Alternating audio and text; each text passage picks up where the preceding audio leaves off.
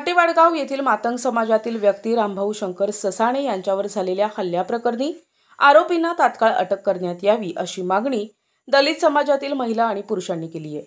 या संदर्भात त्यांनी शेवगाव पोलीस ठाण्याचे निरीक्षक यांना निवेदन सादर केले।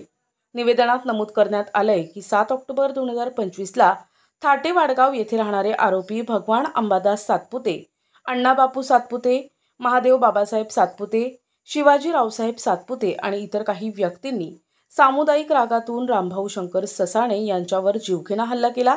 या प्रकरणी शेवगाव पोलीस ठाण्यात गुन्हा दाखल करण्यात आला असून अद्याप आरोपींना अटक करण्यात आली नाहीये। या घटनेनंतर संतप्त झालेल्या दलित समाजातील महिला आणि पुरुषांनी 4 नोव्हेंबर 2025 ला सकाळी 11 वाजता शेवगाव पोलीस ठाण्यासमोर आमरण उपोषणाचा इशारा दिलाय। आरोपींना तात्काळ अटक न झाल्यास समाजातील लोक पोलीस ठाण्यासमोर मोठ्या प्रमाणावर आंदोलन करतील असा इशारा निवेदनात देण्यात आलाय। या निवेदनावर संतोष रामभाऊ ससाणे, संदीप रामभाऊ ससाणे, सुरेश शंकर ससाणे, बाबासाहेब अशोक ससाणे, निलेश संपत ससाणे यांच्यासह समाजातील अनेकांनी स्वाक्षऱ्या केल्या आहेत।